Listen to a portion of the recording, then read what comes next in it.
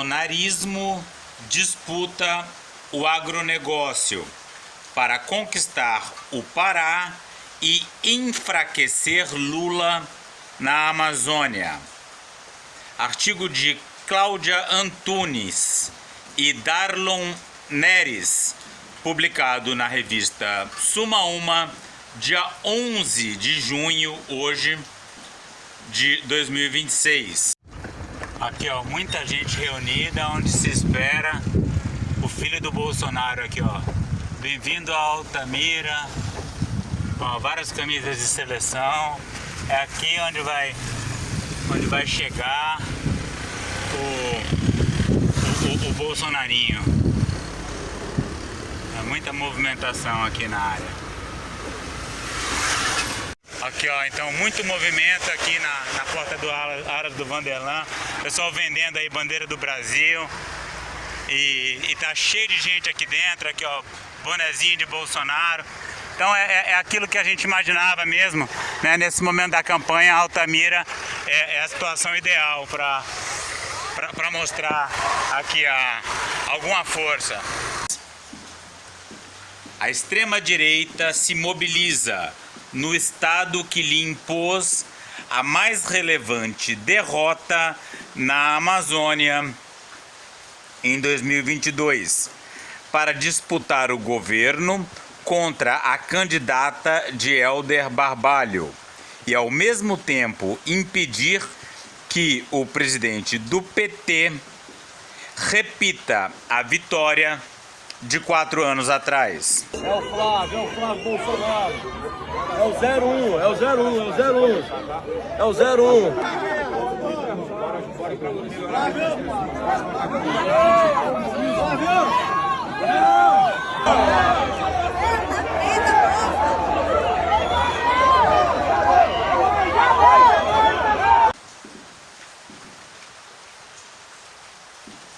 Vocês estão ouvindo fogos? Isso aí é o Flávio Bolsonaro chegando aqui em Altamira. Ó, queima de fogos. Dá para escutar. Tá bem longe da minha casa, assim uns 8 quilômetros daqui. E os fogos pipocando.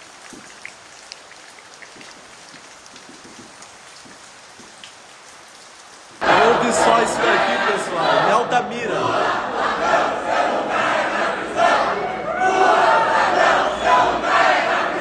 Lula ladrão, Helder Barbalho também. 2 bandidos. Parece que a visita do Flávio Bolsonaro a Altamira foi um fracasso, teve uma participação muito aquém do que era necessário. Quero dizer, uma participação muito aquém do que era esperado, né? A ideia era que mobilizasse a cidade inteira, movesse multidões, mas parece que não foi o caso. E para entender por que isso aconteceu, é importante ler o artigo da Cláudia Antunes na Suma Uma ou ouvir esse vídeo até o final, porque eu fiz o favor de ler para vocês e agora vocês vão ter que ouvir.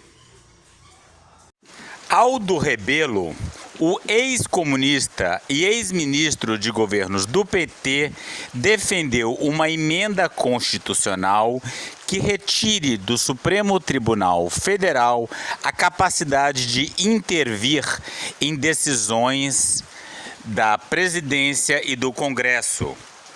Não adianta você achar que vai tomar uma decisão em relação à FUNAI e ao IBAMA, porque o Supremo derruba amanhã, advertiu. Então a Cláudia tá contando pra gente sobre esse encontro, esse fórum da Transamazônica, que teve Aldo Rebelo como uma das estrelas, né? Foi o Aldo Rebelo, o Christian, não sei o quê, e Silvia Wayampi. Um encontro que aconteceu recentemente aqui em Altamira. Sem enfrentar isso, no primeiro momento, você não vai governar nada. Não vai ter um presidente ornamental.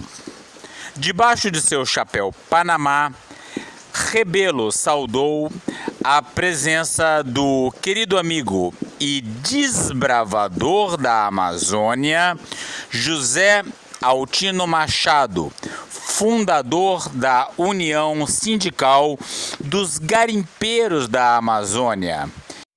Imagina, falar em desbravar a Amazônia agora em 2020.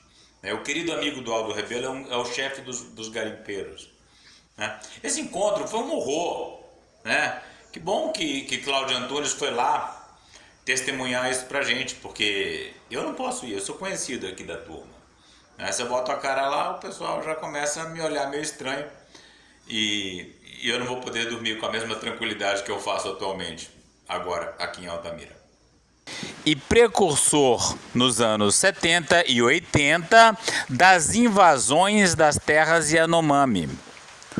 Ah, que lindo! Então o invasor das terras Yanomami é amigão do Aldo Rebelo. Aí depois o Aldo Rebelo vem reclamar da miséria e do sofrimento do povo Yanomami.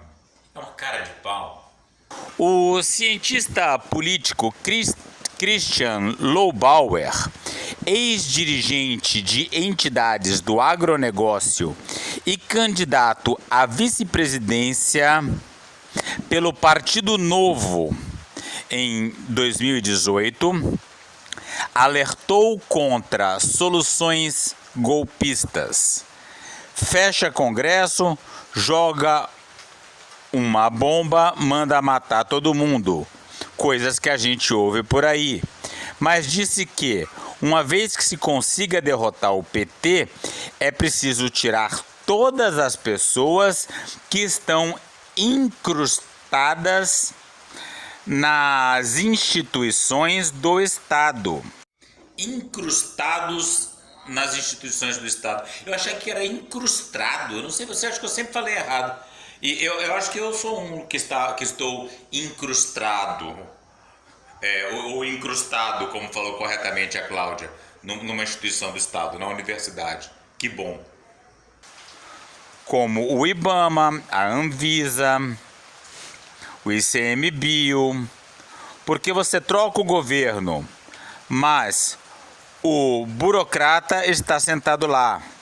Seria algo como os cortes no funcionalismo público que o estadunidense Donald Trump encarregou o bilionário Elon Musk de fazer no início do seu atual mandato, ao nomeá-lo chefe do Departamento de Eficiência Governamental.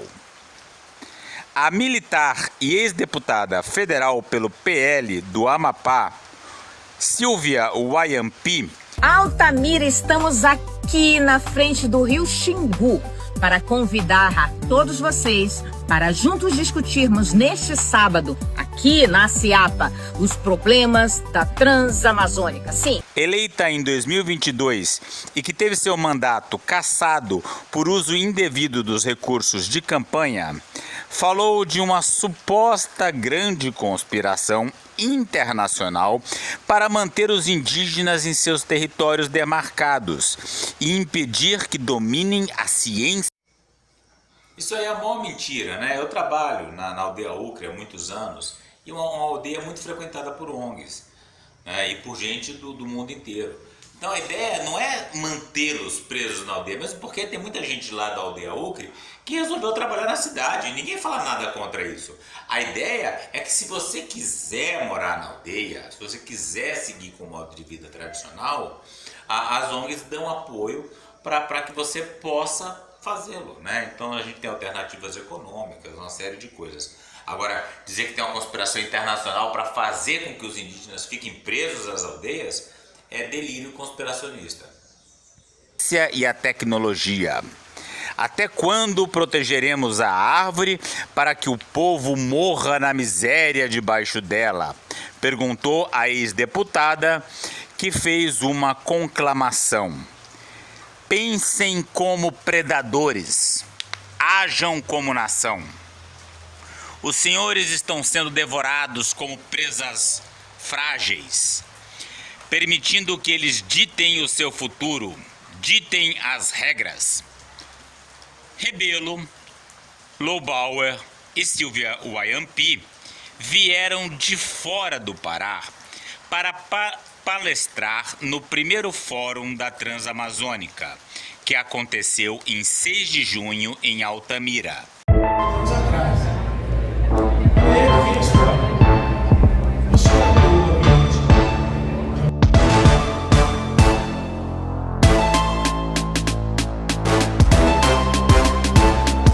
Cidade do Arco de Desmatamento e centro de conflitos agrários e ambientais.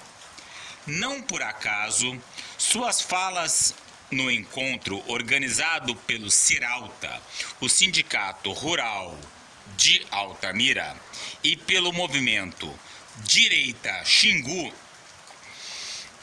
se concentraram nos ataques aos órgãos federais, responsáveis pela demarcação de territórios indígenas e áreas protegidas, e, no caso do Supremo, também por ordenar a expulsão dos ocupantes ilegais destas áreas.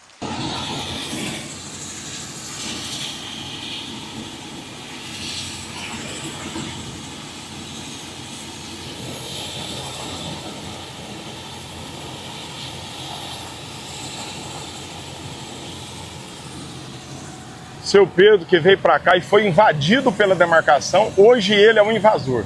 Só para você ver a perversão, a subversão das leis nossas, a subversão da lógica, a subversão dos fatos. O cara que veio para cá fazer cerca, trabalhar aqui na região, chamado pelo próprio governo na década de 70, 80, para que a gente pudesse vir para cá, ocupar o nosso estado do Pará, e hoje está aqui esse desgoverno expulsando quem trabalha daqui. Lá no Morro do Rio de Janeiro não pode ir, mas para cá vem um aparato de guerra, helicópteros, caminhonetes, todo o aparato de guerra para poder oprimir o trabalhador. É o governo inimigo da população, inimigo de quem trabalha, inimigo de quem produz. Está aqui quem não apresenta risco nenhum, senão só produzir alimento, produzir comida. O seu Pedro está aqui, lutou a vida inteira, com as mãos calejadas, um cara surrado de 60 e poucos anos, mas você vê a feição do cara, um cara que só sabe produzir e trabalhar. Está aqui, ó, o aparato de guerra dentro da casa dele para poder oprimir e acabar com o restinho de vida que ainda resta dele. Essas demarcações e as operações de desintrusão são a preocupação e o alvo centrais das pessoas que encheram um auditório de cerca de 250 lugares na Associação Comercial, Industrial e Agropastoril de Altamira.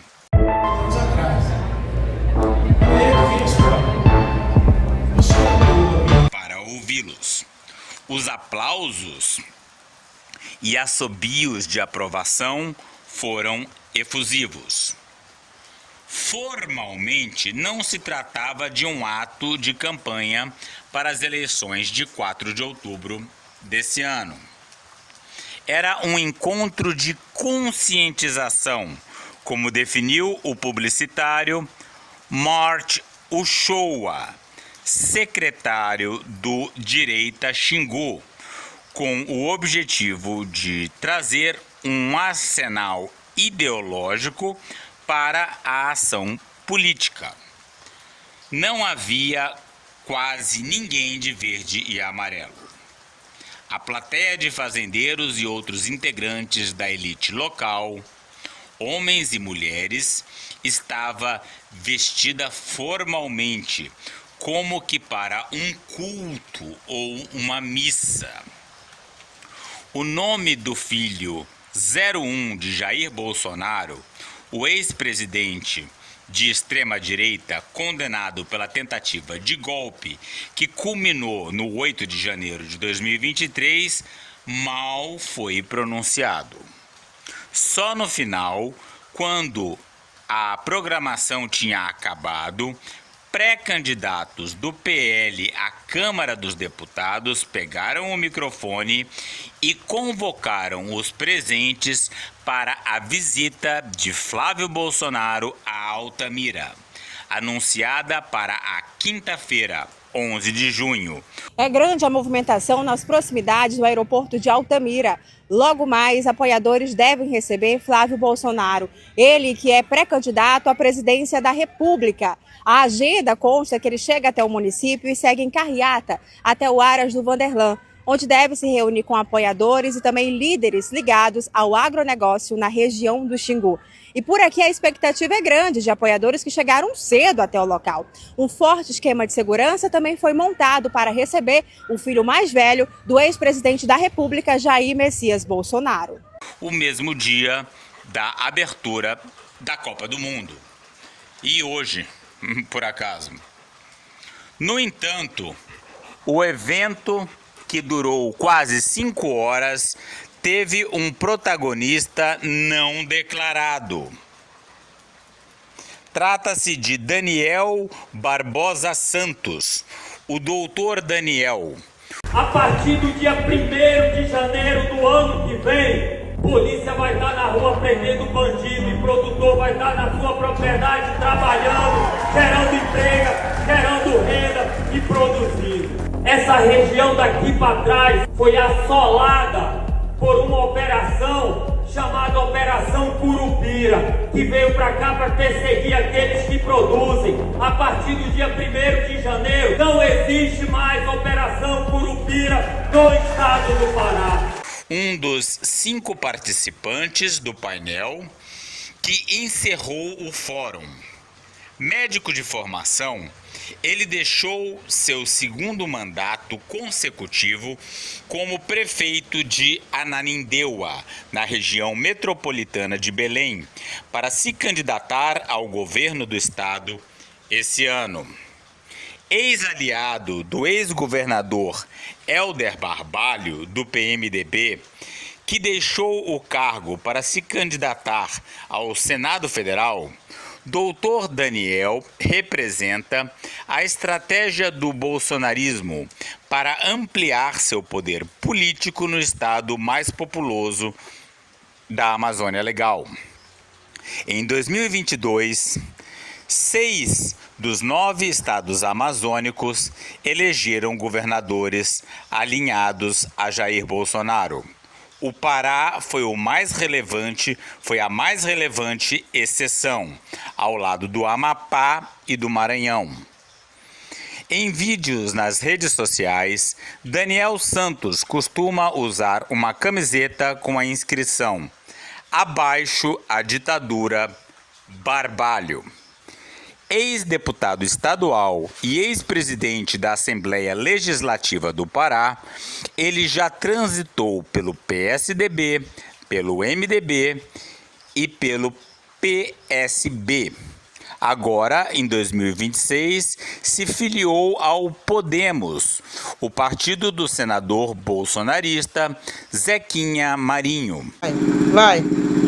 Ali, Zequinha Marinho, que cara vai com 3 gatos.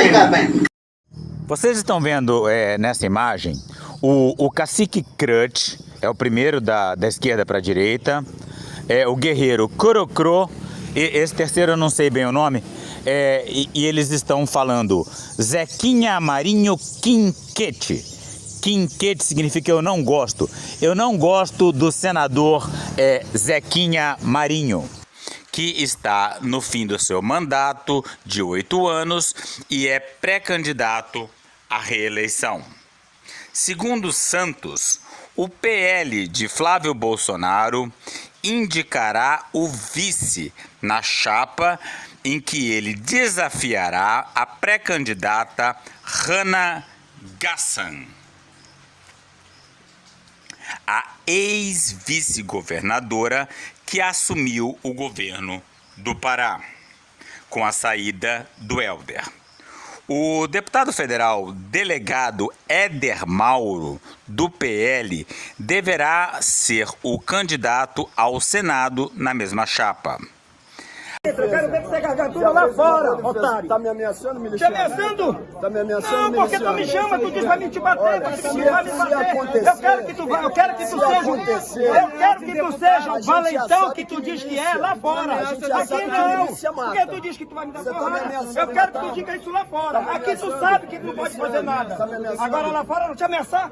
Tu és uma barata, rapaz. Te ameaçar por quê? Te ameaçar por quê? Você tá me ameaçando, miliciano. Você não vai me empurrar, não. Miliciano, você é um miliciano. Dá licença de passar. Segurança vai deixar você passar, passa aí. Passa, Dá licença de mas passar. milícia aqui não tem prioridade. Não, milícia tem na tua casa, que a tua mãe é uma bandida. Você é A miliciano. tua mãe é uma bandida. É exatamente por isso. É, a alegria que o Rio de Janeiro não sente saudade. Tua mãe é uma bandida. Agora, quando tu disser que quer me dar porrada, me diz isso lá fora, porque aqui dentro tu sabe que eu não posso ser miliciano. É, tu és uma barata. Barata, eleita com 25 mil votos. Ficou mordido porque é miliciano. Tem uma milícia no Pará, por isso que ficou mordido. Mas eu não tenho medo de miliciano, não. Para defender vocês. Mas eu não tenho medo de miliciano, nem de você, nem da família. Matei muito bandido, sim. Muito bandido eu matei pra defender a família. Agora tu não, tua mãe roubou muita gente pobre. A cientista política Karen Santos, integrante do Núcleo de Altos Estudos Amazônicos da Universidade Federal do Pará, observa que o senador Zequinha está fazendo a ponte entre a extrema-direita nacional e a oligarquia local paraense.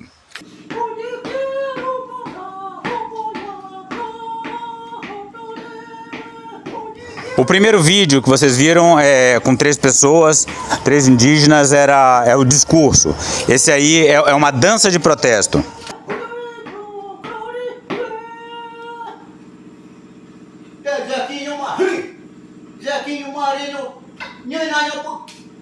Um protesto também focado no senador Zequinha Marinho.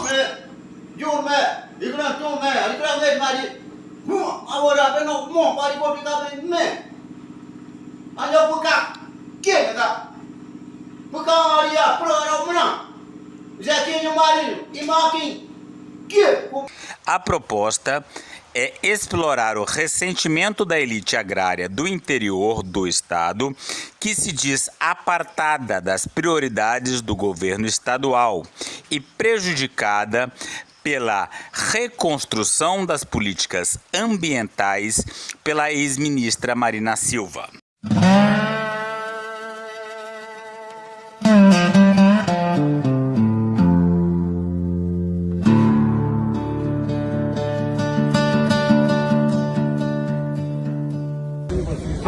Aí a Guarda Nacional vem, Força Nacional vem e fala, ó, tô tomando conta pra vocês tirar os trem dentro de casa. Eu não vou sair, meu amigo. Porque a polícia vai lá, eles estão com arma ilegal andando na cidade. Tudo de fuzil na mão. Lá não temos segurança.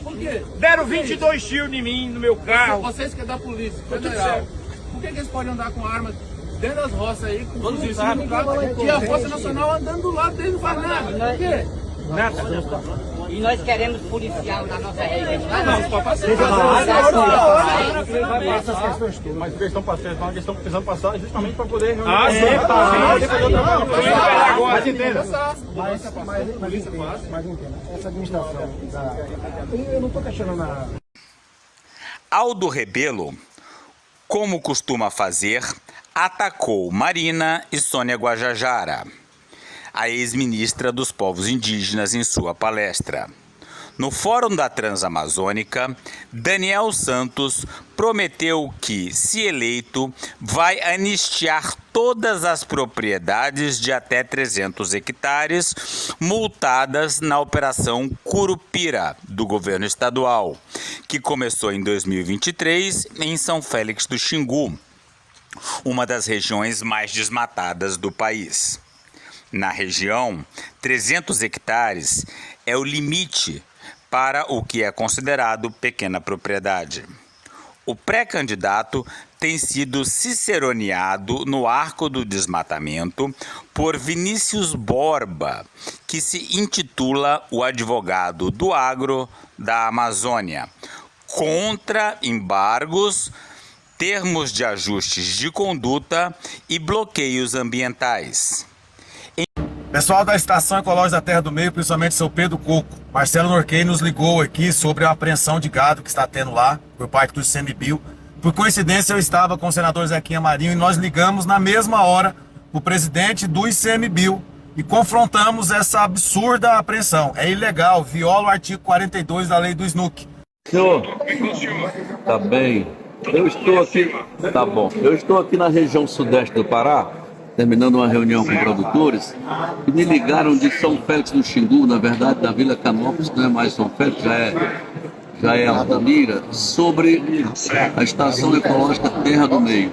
Os agentes do ICMBio estão lá e estão citando, querendo tomar gado do pessoal, dizendo que só é permitido criar 100 cabeças. A gente ignora essa regra porque eu não sei se já tem alguma resolução, se já tem alguma normativa que trata desse aspecto. Por enquanto, é do nosso desconhecimento esse procedimento aí. O que o senhor me diz sobre isso? Senador, deixa eu conversar com a equipe, porque o senhor me pegou agora, eu estou aqui na cerimônia do Dia do Meio Ambiente e deixa eu me inteirar aqui, eu ligo para o senhor, pode ser? Correto, deixa eu lhe falar. Eu sei que a norma que o agente tem que cumprir ordens, pelo amor de Deus, a gente tem dificuldades imensas de continuar assistindo esse espetáculo. Esse negócio está lá no meio do mundo. Os agentes foram muito bem recebidos pelo seu Pedro Coco, tem uma liderança lá, um homem do bem, trabalhador, e agora ele está passando mal, está lá com um problema de coração, em função do cara falou assim, nós vamos tomar o seu gado, vamos deixar 100 cabeças, ele tem 100 e poucas cabeças, não sei quanto lá, e o cara está lá passando mal, para todo mundo. Como é que a gente faz um negócio desse? Nós não podemos permitir que continue acontecendo. Isso é um espetáculo da desgraça e da miséria aqui em nosso estado. Isso é horrível, não é? A lei do SNUC, no artigo 42, parágrafo 2º, é muito clara com relação a isso. Por que não observar a lei? Não é? É importante que a lei seja observada. Por isso, a nossa indignação e nossa revolta. Muito estranho o servidor do ICMBio não estar observando a lei. Mas para eu não ser leviano, deixa eu me inteirar, saber que situação está acontecendo e eu dou retorno para o senhor, pode ser? Pode ser, eu fico no aguardo, tá bem? Por favor, um abraço, boa tarde e eu aguardo aqui seu retorno. Em sua fala, o ex-prefeito de Ananindeua também criticou a privatização da Companhia de Saneamento do Pará, a Cozampa, omitindo que um deputado estadual do PL, Rogério Barra, filho de Éder Mauro, votou a favor dela em 2023. Só o PT e o PSOL votaram contra.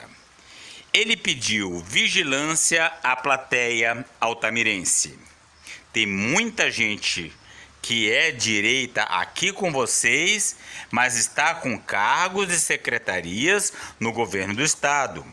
Deputados que estarão lá recebendo o Bolsonaro. Os caras vão mofar dentro da cadeia. A gente vai reduzir a maioridade penal. A gente vai botar castração química para estuprador. É assim que o bandido vai ser tratado. Eu quero aqui fazer um compromisso. A partir de janeiro do ano que vem, vocês vão trabalhar aonde vocês quiserem para levar dignidade para dentro da casa de vocês. Porque a gente vai botar um time, Éder, de profissionais para poder tirar o estado do cangote de vocês.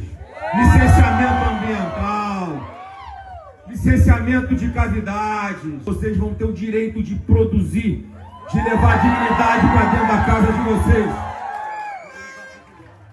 O presidente Bolsonaro foi o que mais regularizou terras na história do Brasil. Mais de 420 mil títulos de propriedade. mas onde o Helder está numa agenda, eles vão estar juntos. Os delegados buscaram um médico.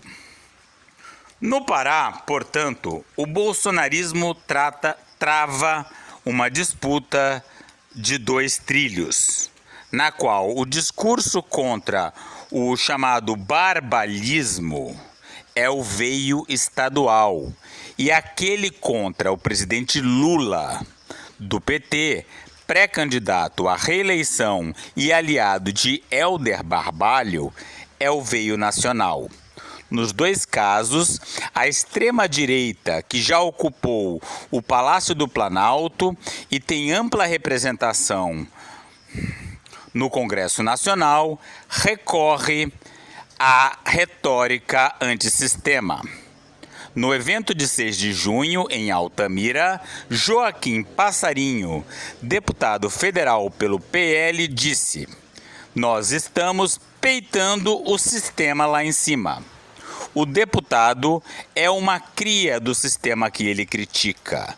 É sobrinho do coronel Jarbas Passarinho, que na ditadura empresarial militar foi governador do Pará, eleito de forma indireta pela Assembleia Legislativa e ministro de 4 pastas. Nesse primeiro momento, a ofensiva estadual é vista como prioridade pelo bolsonarismo, à espera de um refluxo nos escândalos que vem cercando a pré-candidatura de Flávio Bolsonaro.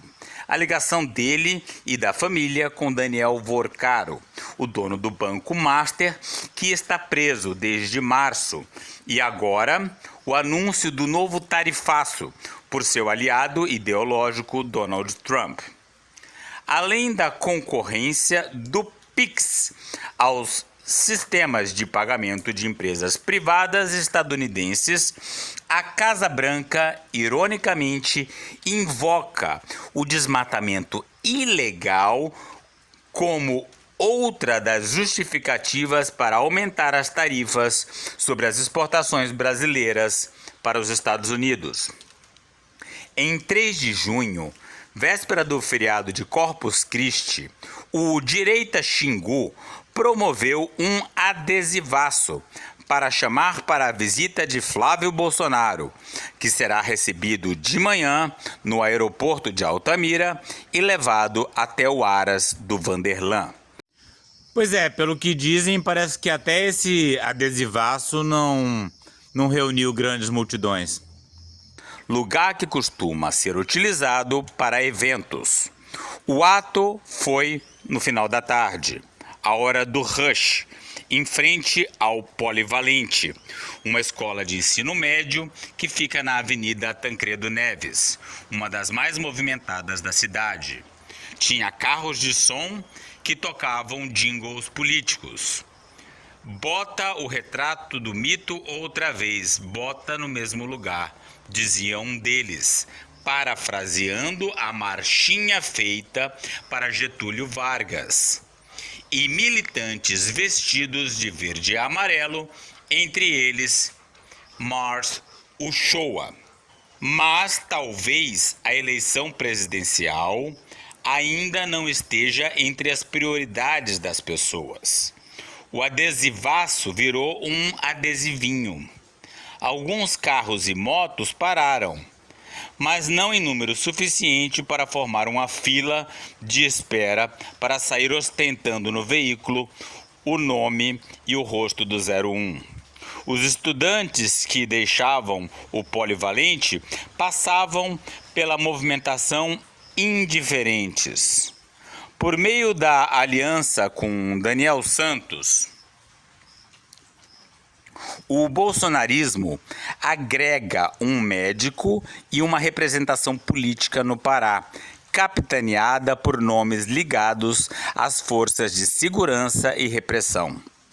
Além de Éder Mauro, que concorreu à Prefeitura de Belém em 2024 e levou para o segundo turno a disputa com Igor Normando, primo de Helder Barbalho, e seu candidato, são figuras como o delegado Caveira.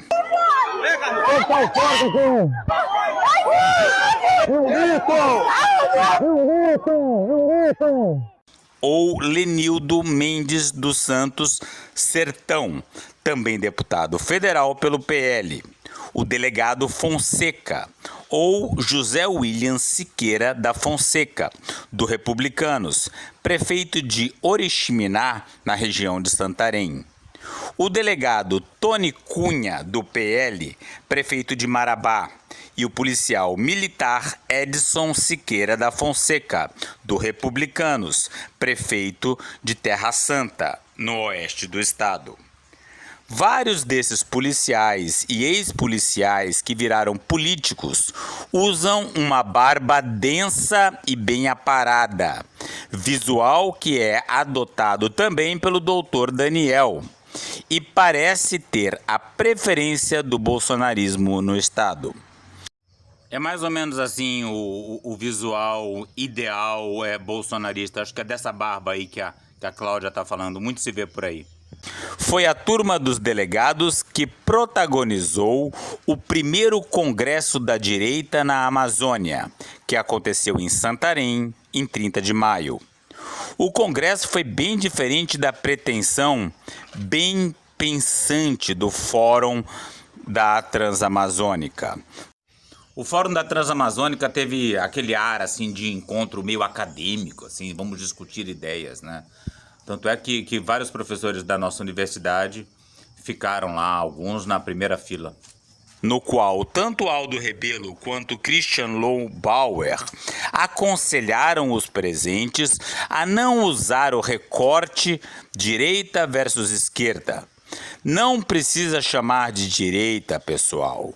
É de oposição, porque a gente junta mais gente, disse o cientista político. Então, o Aldo Rebelo tem esse discurso, né? De nem esquerda nem direita, né? Por isso que tem até gente que acredita que ele é de esquerda, né? Mas o pessoal da direita sabe que ele é direita mesmo. Em Santarém, predominaram as falas duras contra o crime. E nem aquela fala que vocês viram aí já do Flávio Bolsonaro defendendo castração para estuprador. Queria ver se ele defende castração para senhor de idade que pinta clima quando vai visitar bordel com criancinhas jovens. Parei a moto numa esquina, tirei o capacete e olhei umas menininhas, 3, 4 bonitas, de 14, 15 anos, arrumadinha num sábado numa comunidade. E vi que eram meio parecidas. Entrei pintou um clima, voltei, posso entrar na tua casa? Entrei. E o linguajar tosco. Flávio Bolsonaro falou aos presentes numa chamada por vídeo e disse que o PT, o PCC e o Comando Vermelho fazem parte da mesma quadrilha. Quando era deputado estadual no Rio, o filho mais velho do ex-presidente empregou em seu gabinete a mãe e a mulher de Adriano da Nóbrega, o ex-policial militar acusado de pertencer ao grupo de extermínio Escritório do Crime. Olha, está acontecendo um treinamento do Corpo de Bombeiros aqui em casa, ó, na área das árvores derrubadas. Eles estão treinando no uso do machado. Aqui, ó, a instrução. Olha aí que barato.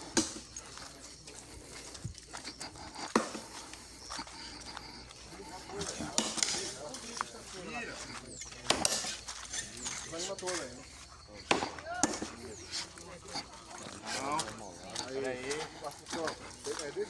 Opa. Valeu. Tô registrando aqui, ó, o treinamento. Aí, ó. Aqui tá o uso do machado aí, ó.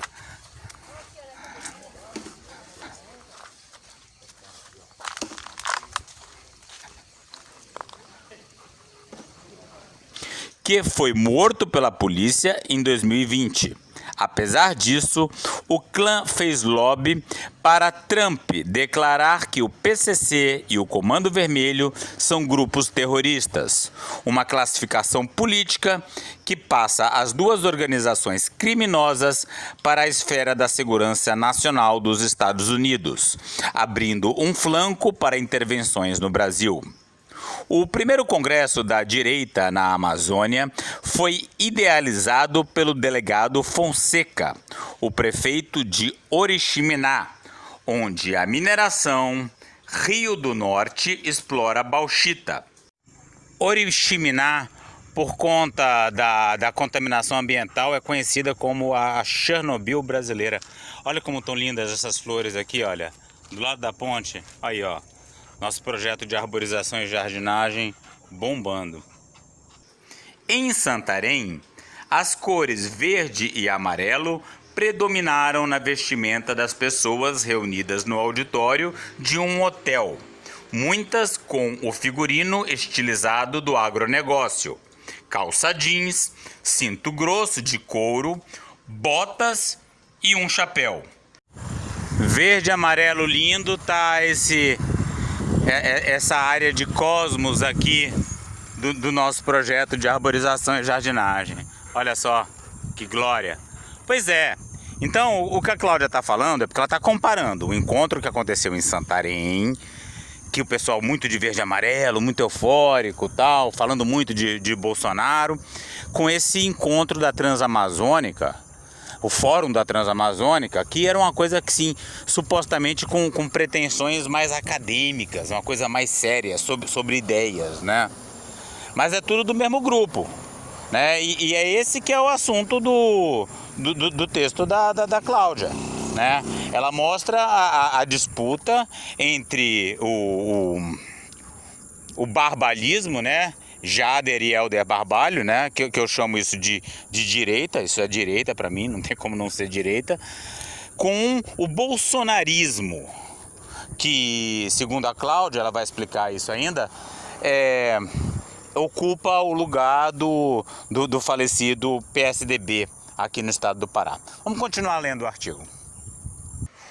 Um painel sobre segurança pública reuniu Éder Mauro e os delegados Fonseca e Caveira.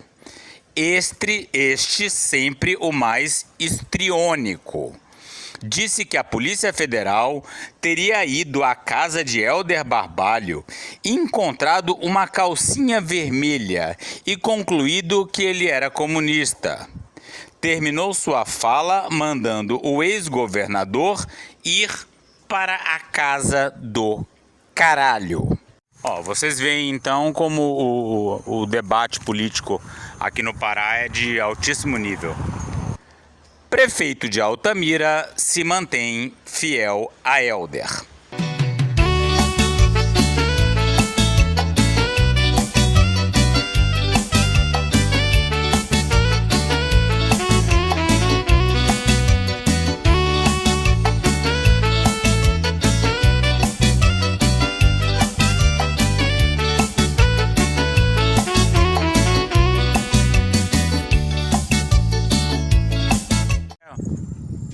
Hoje é a abertura da Copa do Mundo, a visita do filho do Coisa Ruim e a abertura da Feira do Cacau.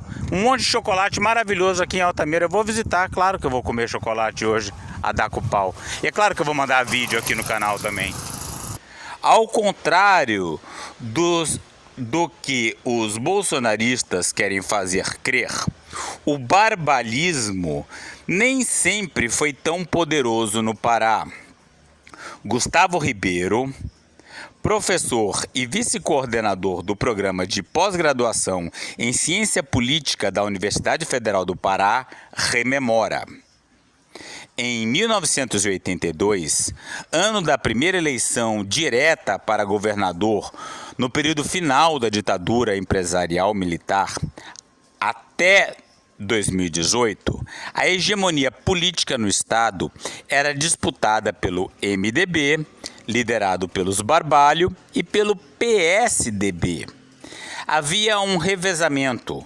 Jader Barbalho, o pai de Helder e hoje senador em fim de mandato, ganhou em 1982. Fez seu sucessor e voltou ao governo do estado 4 anos depois. Os tucanos tiveram 3 governos, 2 de Simão Jatene e 1 de Almir Gabriel. eram duas forças oligárquicas. E isso aí é muito interessante, tem que prestar muita atenção, porque isso justifica, muita gente que se diz de esquerda aqui está trabalhando agora com Helder Barbalho, que reuniam políticos do centro à direita, mas de partidos que vieram da oposição à ditadura.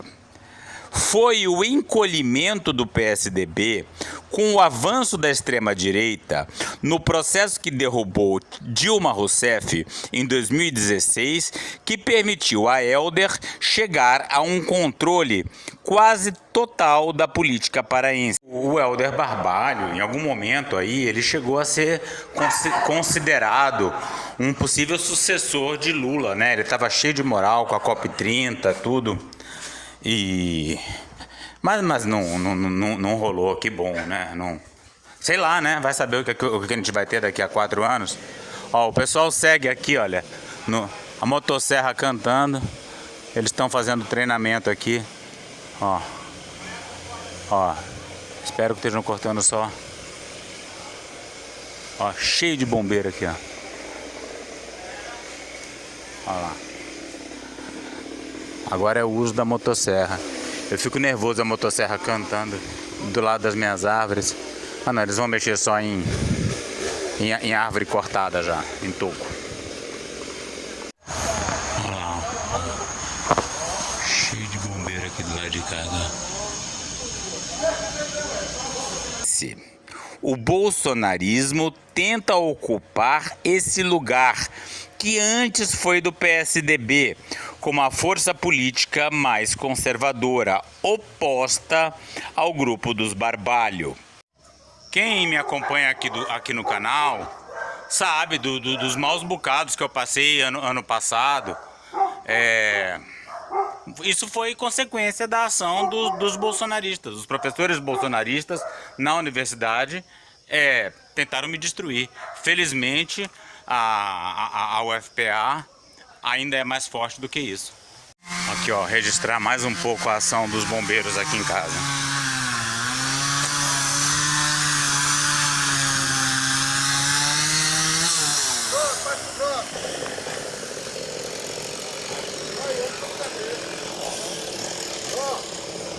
Ô Santana,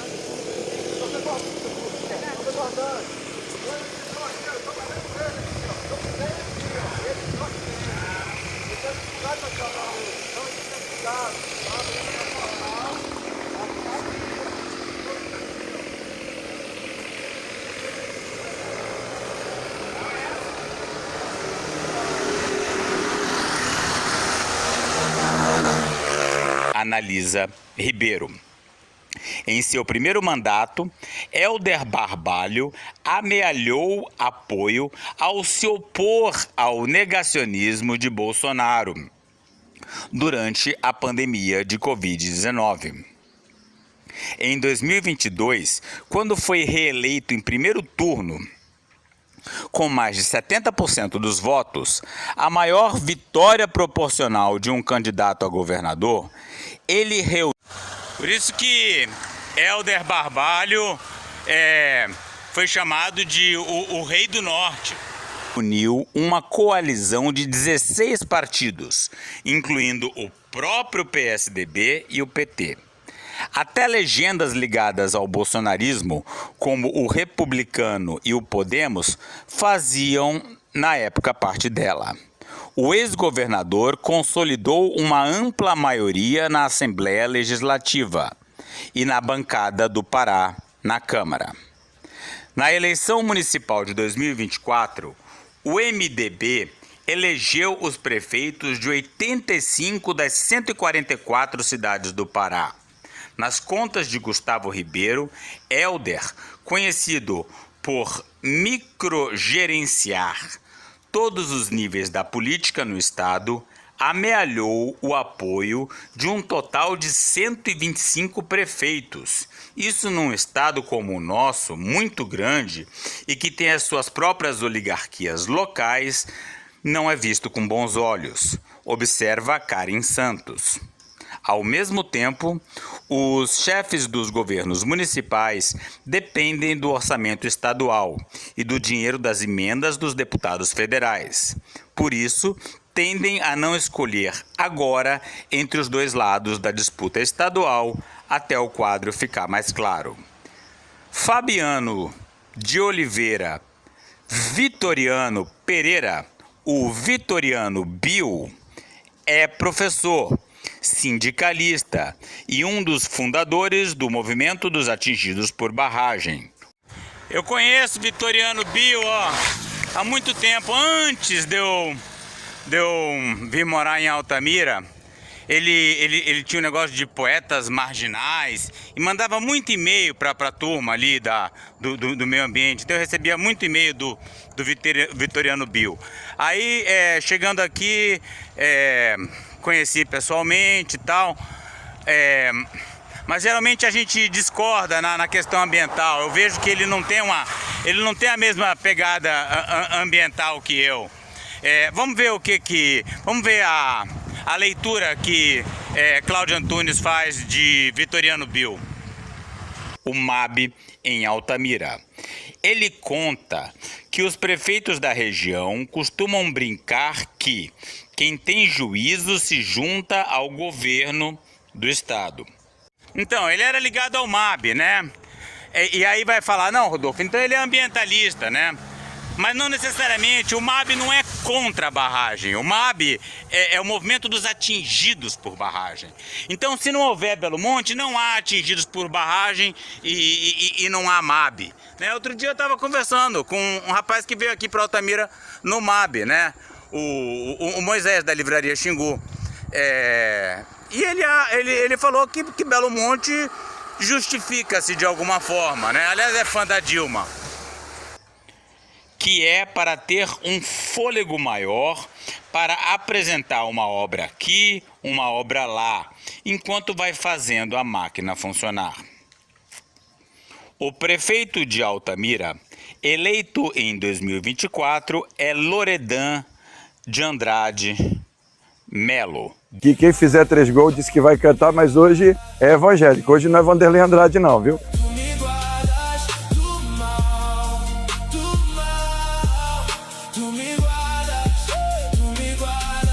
Olha que alegria, essa linda confraternização do futebol.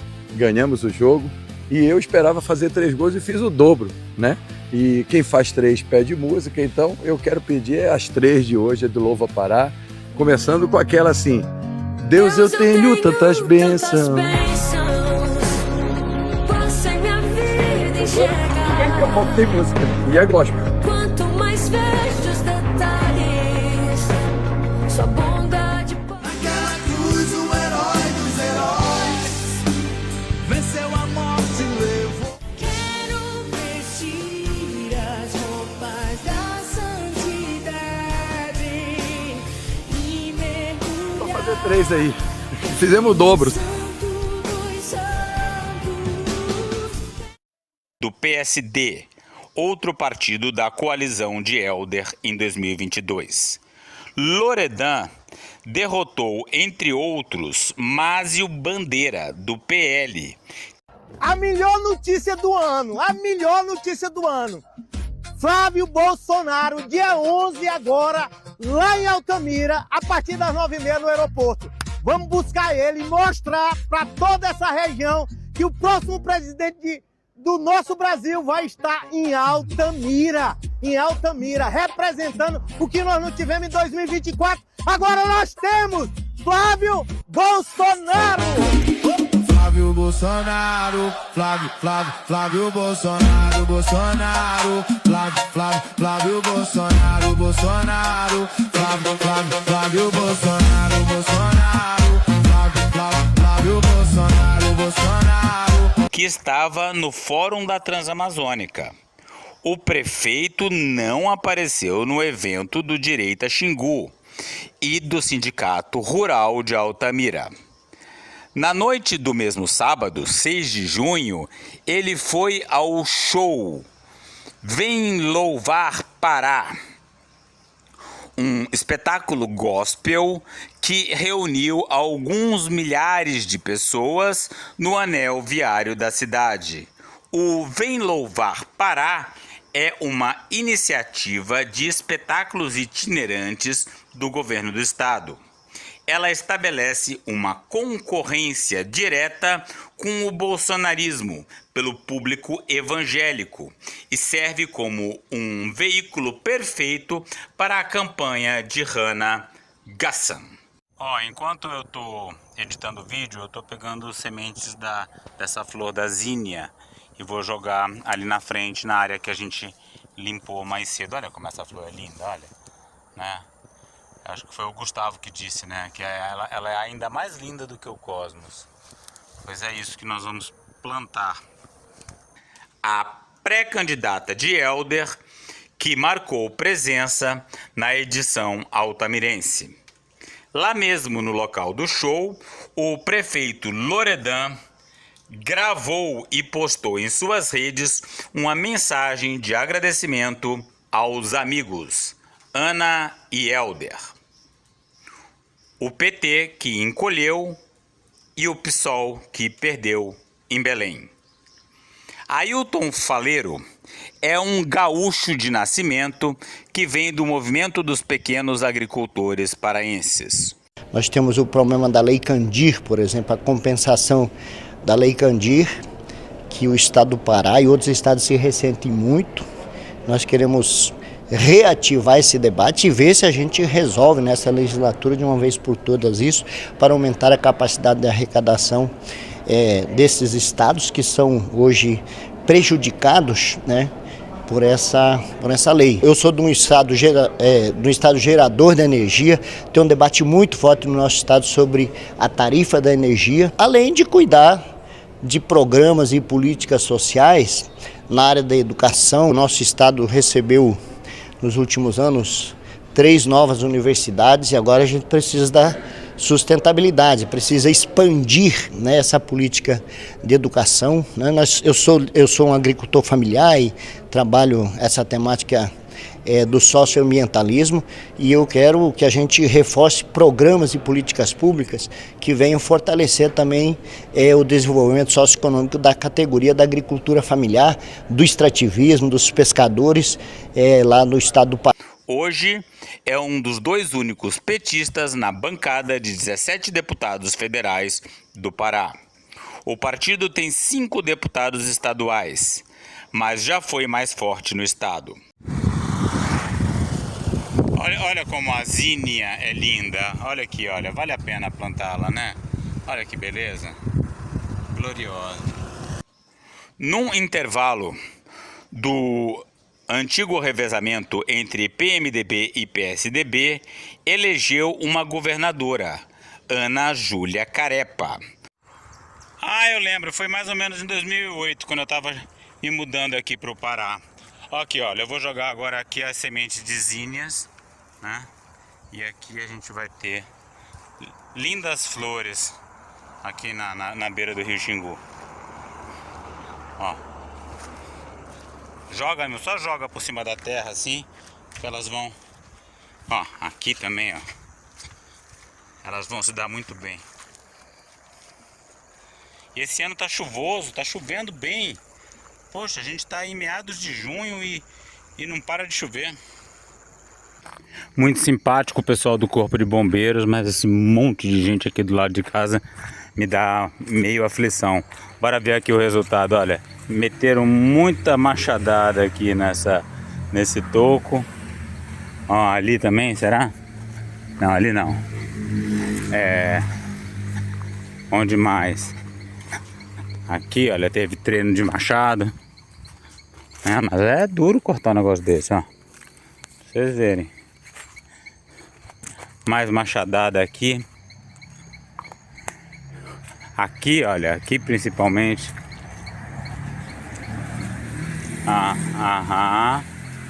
Aqui. Mas eu fiquei preocupado mesmo foi com o treino de motosserra.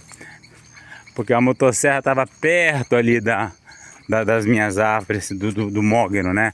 Esse mogno que está brotando aqui, olha. Ó, a motosserra cantou aqui. E eu morrendo de medo que alguém derrubasse esse mognozinho que tá brotando. Olha como ele tá lindo. Aqui, lá em cima eles fizeram um treino também de motosserra, que eu ainda não vi o resultado. Bora lá. Olha o limão como é que tá reagindo já ao aumento da insolação, né? Tudo cheio de folha nova. Daqui a pouco vai estar uma produção de limão louca aqui. Aqui, ó. Então eles fatiaram aqui um pouco do... eu vou levar isso pro Marlon, ó. Ó, meu amigo da engenharia florestal, o mogno africano. Beleza. 2 fatias de mogno africano. Ótimo presente para faculdade de engenharia florestal. Ó, tem mais um aqui, 3. Legal. Então eles deram uma fatiada no mogno africano. Vamos levar. Ó, eu devia guardar pra mim, ó. Ficou até bonito aí como suporte de... Sei lá, se um dia eu der um jantar, ó. Apoiador de panela. Uma vez em 2026. Também administrou Belém por 2 mandatos entre 1997 e 2005, com Edmilson Rodrigues, que depois se transferiu para o PSOL. A aliança com Helder Barbalho em 2022 deu um palanque forte a Lula.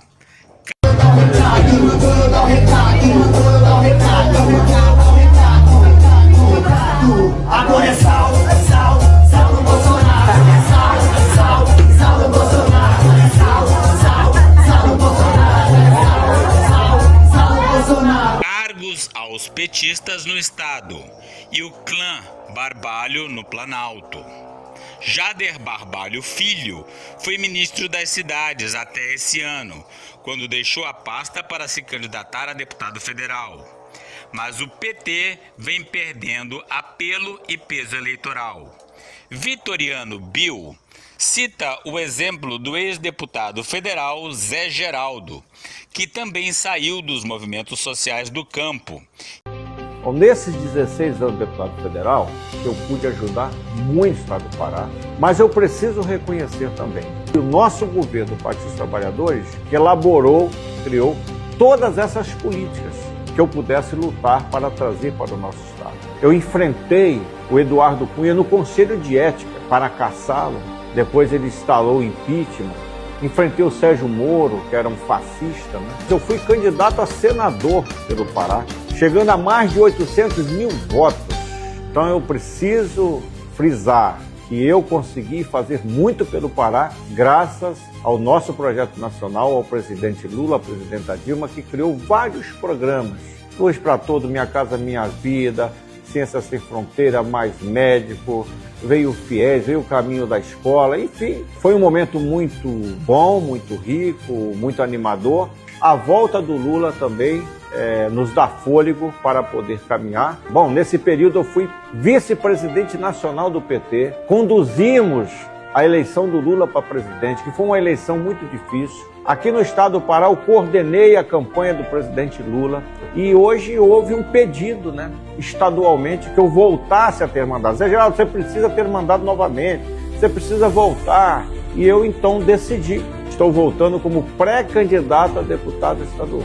Nós precisamos rediscutir o orçamento. Eu defendo que o orçamento do estado do Pará seja um orçamento participativo, para que todas as áreas possam ganhar, todas as regiões possam ganhar, todos os municípios, as reivindicações, as denúncias quando necessária, discutir o orçamento, cobrando do governo federal, até as políticas internacionais. O parlamento estadual precisa debater. Nós precisamos fazer com que as riquezas do Pará sejam riquezas que sejam melhores distribuídas e que o orçamento do estado precisa ser um orçamento que possa ser também melhor distribuídos, investindo mais em políticas públicas como saúde, educação, segurança, saneamento, os investimentos na produção familiar, que é uma das maiores da Amazônia. Nós temos aqui os indígenas, os quilombolas, os ribeirinhos, os pescadores, os assentamentos de reforma agrária, que precisa de que o orçamento estadual possa chegar até eles, para que nós possamos agroindustrializar o estado do Pará, para gerar emprego. Então nós temos que ter um modelo de desenvolvimento que a gente possa aproveitar essas riquezas, e isso só se faz aproveitando as políticas do governo federal, o orçamento federal, mas também o orçamento que nós temos aqui no estado do Pará. Zé Geraldo, o trabalho que o Pará reconhece. Está sem mandato desde 2019 e agora é pré-candidato a deputado estadual. Em Altamira, o PT não elege nenhum vereador há 2 eleições. Esse vídeo tá tão longo que eu comecei a gravar ele ao meio-dia, agora de noite eu já tô aqui na live das Palmeiras. Aqui, toda a turma aqui participando, olha aqui, Gustavo, Rael, tá todo mundo aqui online e o vídeo não acaba, né? Pois é, faz 2 eleições que o PT não elege ninguém, quer dizer, não tem um vereador de esquerda aqui em Altamira, nem PT, nem PSOL, nem nada, todo mundo na Câmara dos Vereadores é da direita. É falta de base, de aproximação com a comunidade, de liderança, diz Vitoriano. Na política institucional paraense, o PSOL é hoje a única oposição à esquerda do barbalismo. O partido é forte em Belém e marca presença nos movimentos sociais, mas isso não se reflete em sua representação parlamentar. Tem apenas uma deputada estadual e, em 2022, não elegeu ninguém no estado para a Câmara Federal. O PSOL e a esquerda em geral, diz o cientista político Gustavo Ribeiro, sofreram um baque com a derrota de Edmilson Rodrigues na capital na eleição de 2024. Ele, que havia voltado ao cargo em 2019, disputava a reeleição e não chegou ao segundo turno. Eles, do PSOL, ficam muito focados em Belém e com menos capilaridade no interior do estado. E como Belém está um pouco na ressaca da última gestão do Edmilson, o pessoal está num momento de reorganização política, diz Ribeiro. Vitoriano Bill é um exemplo desse declínio eleitoral da esquerda no Pará. Nas 2 últimas eleições municipais, ele concorreu a vereador em Altamira pelo PSOL. Teve em ambas as vezes mais de 1.000 votos, o que é muito na cidade de 139 mil habitantes, onde pouco mais de 65 mil pessoas votaram no pleito de 2024. Na época, o vereador mais votado teve pouco menos de 1.700 votos e Vitoriano, com 1.135, ficou em 8º lugar, mas não conseguiu ocupar uma das 15 vagas na Câmara Municipal porque o PSOL não teve coeficiente eleitoral. Nesse ano, Vitoriano mudou para o PDT e é pré-candidato a deputado federal. Boa ideia, Vitoriano Bill. Você não ganhou para vereador, agora você tenta deputado federal. PDT de Ciro Gomes, né? PDT ligado ao Aldo Rebelo, né? Você vê que o Vitoriano é o tipo do jovem que aparentemente sentaria para conversar com Aldo Rebelo. Tem um monte de gente por aí com esse perfil aqui em Altamira. O pessoal do meio ambiente mesmo é que não tem. É dolorido ter que afirmar isso, mas a gente precisa ser pragmático para conseguir um mandato, afirma. Eu não acredito que Vitoriano Bill está defendendo novamente o pragmatismo. Sabe o que deu o pragmatismo dele nas últimas eleições? Ao invés de apoiar a Josiane do PT, apoiou o Loredan. 2 meses depois tomou rasteira do Loredan e aí ficou chorando. Agora ele quer ser pragmático novamente. E a gente precisa do mandato. Não vai mudar o mundo, mas pelo menos a nossa voz, a nossa pauta vão ter um pouquinho mais de eco. Sim, e qual que é a pauta do Vitoriano Bill, né? Não, ele defende os professores, ele defende a educação, ele é importante, muito importante na comunidade de professores. Agora, negócio de meio ambiente, não vejo, né? E é o assunto central para mim aqui, pelo menos em Altamira. Em 2026, com o crescimento do movimento indígena...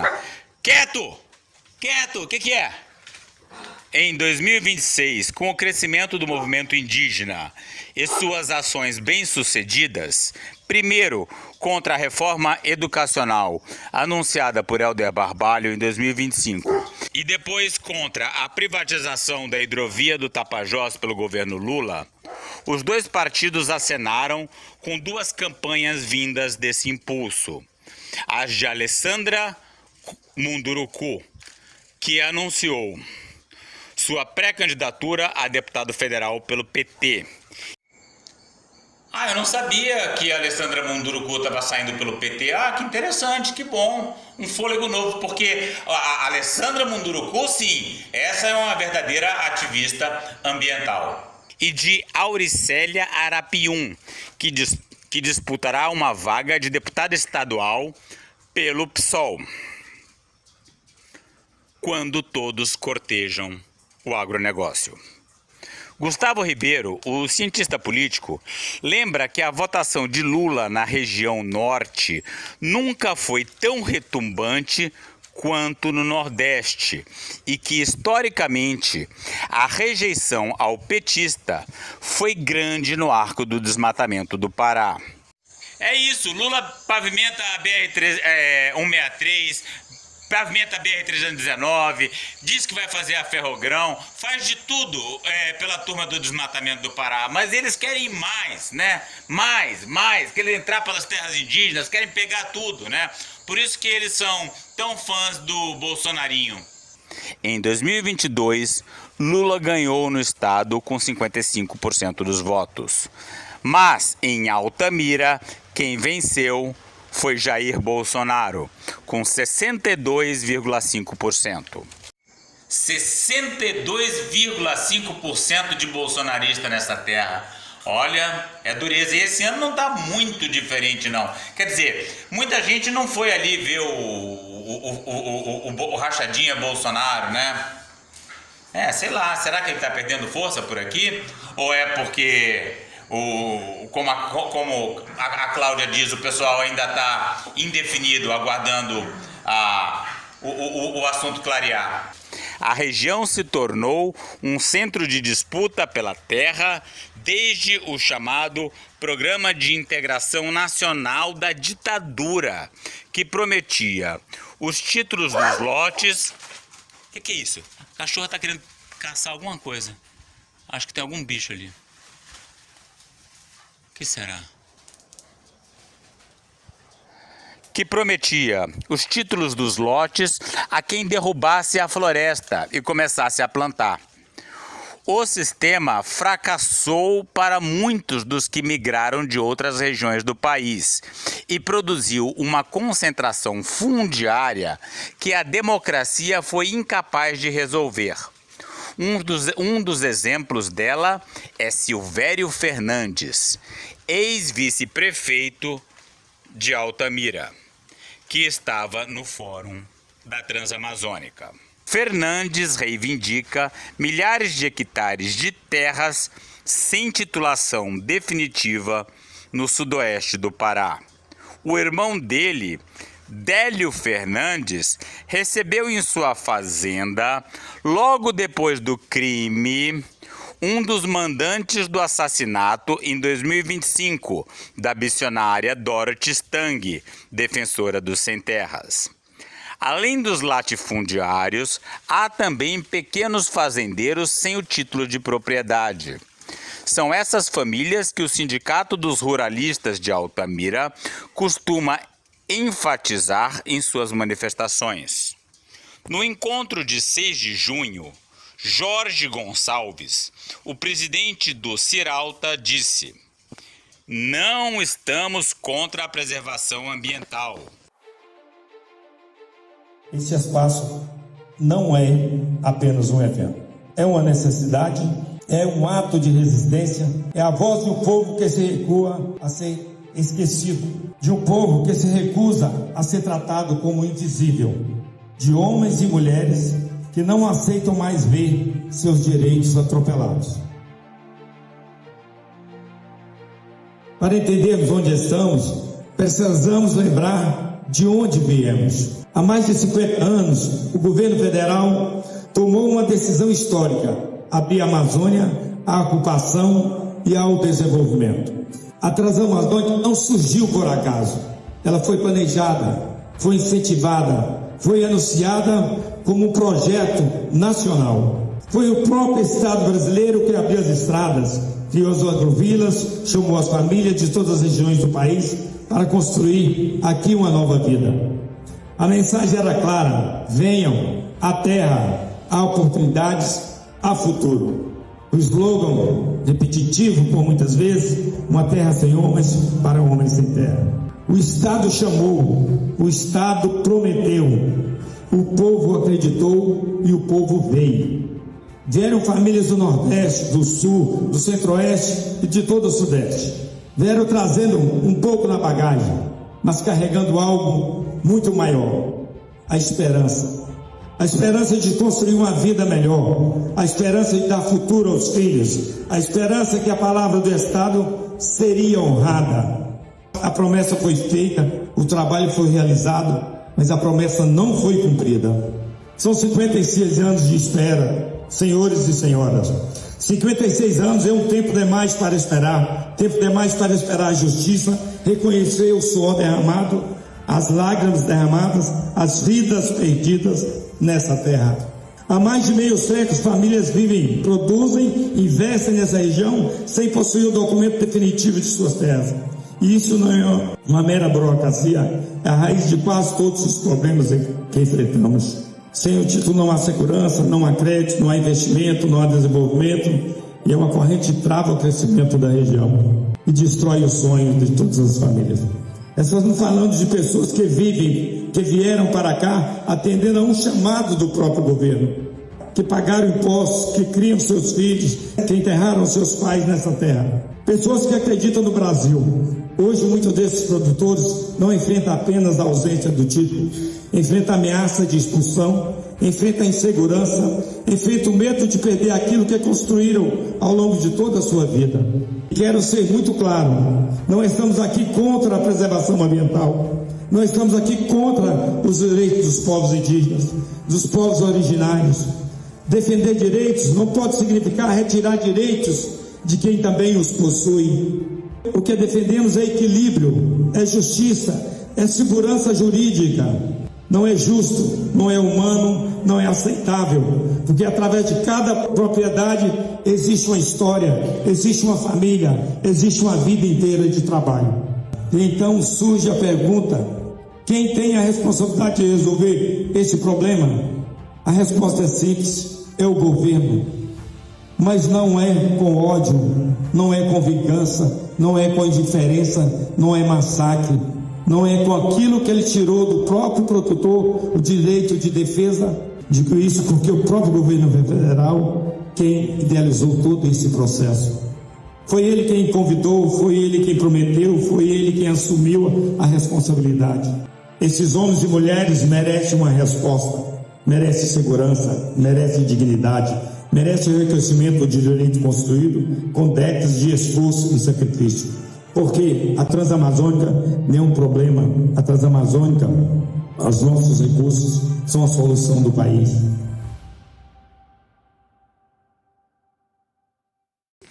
Não estamos contra os direitos dos povos originários. Mas defender direitos não pode significar retirar direitos de quem também os possui. O que defendemos é o equilíbrio, é a justiça, é a segurança jurídica. Não é razoável que uma família que vive e produz há 50 anos numa área acorde de um dia para o outro sendo tratada como irregular. No entanto, Embora muitas das terras indígenas e unidades de conservação tenham sido formalmente demarcadas nos últimos 40 anos de democracia, a própria ditadura já reconhecia o direito dos povos originários em seus territórios. Muito interessante essa observação da Cláudia Antunes, né? Porque eles sempre usam esse argumento, né? O governo chamou, a gente veio e agora estão nos punindo. Interessante pensar que a ditadura militar reconhecia o direito dos povos indígenas aos seus territórios. Perfeito, bem lembrado, Cláudia, parabéns, excelente. Puta artigo, por isso que eu fiz questão, esse vídeo vai ficar com 1h30 de duração, mas eu não tinha como cortar nada, porque tudo excelente, tudo fundamental, uma verdadeira aula de política no Pará. E previa, no Estatuto do Índio de 1973, que todos eles deveriam ser demarcados num prazo de 5 anos, o que não aconteceu. O Fórum da Transamazônica trouxe outro palestrante de fora do Pará, Rodinei Candeia, um procurador estadual do Rio Grande do Sul. Pessoal, eu sou Rodinei Candeia e vou conversar com vocês sobre a reforma agrária. Há uns dias atrás, saiu uma matéria no site do UOL criticando o governo porque esse não faz mais assentamentos da reforma agrária. Eu assessorei a CPI da FUNAI e do INCRA durante 1 ano e meio e descobri como funciona o esquema por trás da reforma agrária, que é um grande negócio político. Existem 3 entidades, FETAG, MST e Comissão Pastoral da Terra, que praticamente são franqueadores da reforma agrária. Eles preparam grupos para invadir as áreas. A partir do momento que essas áreas são invadidas, o INCRA vai lá e loteia e distribui para 200 pessoas que não são aquelas que invadiram. Essas pessoas passam a obter benefícios do Estado, como PRONAF, crédito de instalação, crédito para energia elétrica. E esse dinheiro é distribuído entre gerentes do banco, funcionários do INCRA, líderes das invasões e outras pessoas. O Tribunal de Contas da União descobriu esse esquema e apontou que existem 578 mil lotes fraudulentos da reforma agrária, mandando suspender a reforma agrária no Brasil. Um estudo do Senado Federal mostra que o maior devastador da Amazônia é o INCRA nos assentamentos da reforma agrária. Essas pessoas que estão sobre a terra acabam se inviabilizando e elas são retiradas de lá e o INCRA faz novo assentamento sob um esquema que não termina nunca, se transformando numa indústria da reforma agrária. A área do agronegócio no Brasil tem 77 milhões de hectares e produz 250 milhões de toneladas. A área distribuída para a reforma agrária são 88 milhões de hectares e não há dados sobre a produção. O que nós precisamos é transformar essas pessoas que foram assentadas em produtores rurais, dando vida digna e independência para eles, transformando o Brasil no maior produtor mundial de alimentos.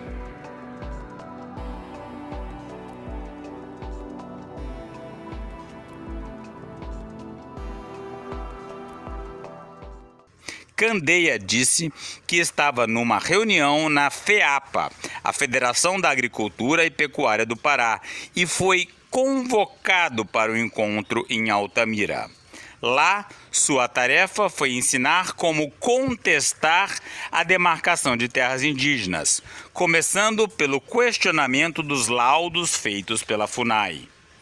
Índio é a massa de manobra, a desculpa utilizada para criar conflito, onde a relação dos indígenas com a comunidade não indígena é normal e harmônica, disse usando uma nomenclatura rejeitada pelos indígenas. Aldo Rebelo, que falou depois de Candeia, propôs tirar da FUNAI a atribuição de demarcação. Tem que criar uma outra autoridade. A FUNAI vai continuar fazendo seu parecer, mas a decisão vai ser outro tipo de poder. Um órgão que vai agir com isenção. Ouvir o ribeirinho, o agricultorzinho que está lá. Se tem uma área própria para mineração, vai levar em conta, sugeriu. Desde um decreto de 1996, porém, as propostas de demarcação já são submetidas a um período obrigatório de contestação de 90 dias, quando podem ser pedidas indenizações por benfeitorias derivadas da ocupação de boa-fé, como prevê a Constituição de 1988. Depois disso, o processo passa ao Ministério da Justiça, que pode baixar uma portaria que confirme a proposta original ou devolvê-la à FUNAI e pedir mudanças. Se a extrema-direita corteja a mineração e o agronegócio no Pará, Helder Barbalho não fica atrás. Em 2025, o ano em que Belém sediou a 30ª Conferência do Clima das Nações Unidas, o então governador liderou uma comitiva que foi a Brasília pedir a suspensão do embargo, a proibição de atividades que havia sido imposta pelo IBAMA a 544 propriedades de Altamira, nas quais havia...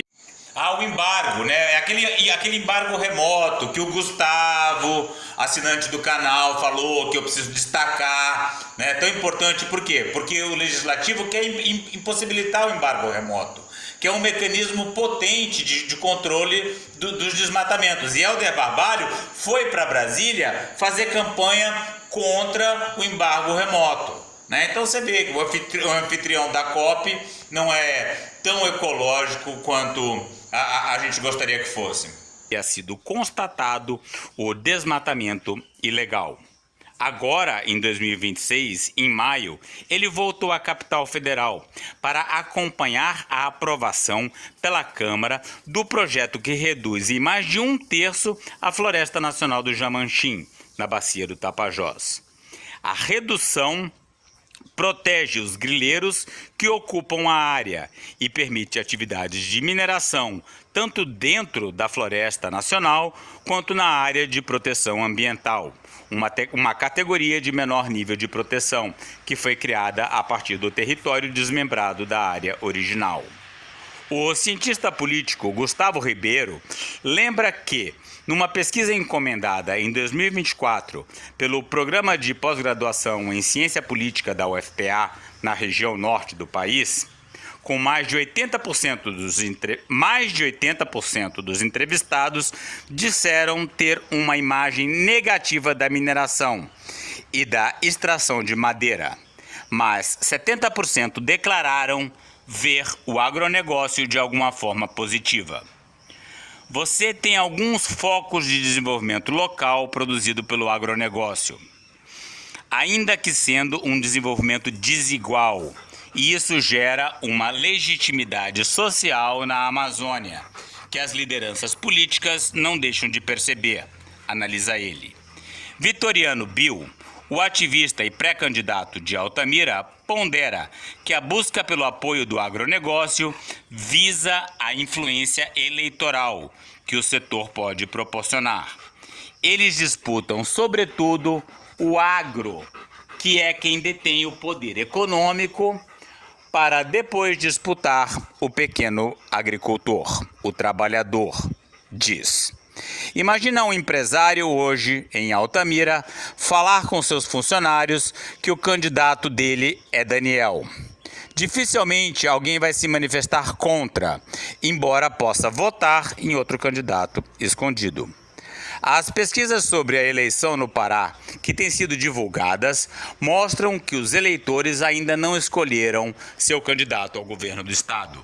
Embora o Dr. Daniel apareça na frente em algumas delas, tanto ele quanto Hannah Gassan obtêm percentuais muito baixos nas respostas espontâneas, sem a apresentação de uma lista.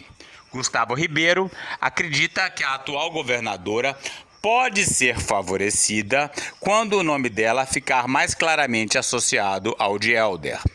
Eu duvido muito que a força da máquina governamental dos municípios não tenha influência, diz o cientista político. Ribeiro não tem dúvida também de que o palanque de Helder continua sendo estratégico para Lula, ainda que a disputa estadual venha dominando o debate no Pará. O que pode acontecer, especula ele, é os eleitores descasarem suas opções, votando num grupo político para o governador e em outro para presidente, ou mesmo num grupo para o Senado e outro para governador. O eleitor é sofisticado o suficiente para entender que do lado de lá são os bolsonaristas, afirma o cientista político. Os paraenses elegerão 2 dos 3 senadores do estado, já que o mandato de Beto Faro, do PT, só termina em 2031. O campo barbalhista, além de Helder, tem um segundo pré-candidato, Chico Melo, do União, atual presidente da Assembleia Legislativa Paraense. O bolsonarismo também vem com 2 nomes, Zequinha Marinho, que busca a reeleição, e Éder Mauro. Além deles, o PT e o PDT devem lançar candidatos próprios. No evento em Altamira, Zequinha Marinho não deu muita bola para o que chamou de debate político ideológico. O problema está colocado, mas vamos resolver o problema, disse no dia 4 de outubro. A gente tem a chance de deixar isso como está ou de começar a resolver, mudando não só no âmbito nacional, como aqui dentro do nosso estado. Ou seja, de pôr em prática o programa sugerido pelos seus palestrantes e retirar os freios que ainda contêm a devastação da floresta e garantem o exercício dos direitos de seus povos.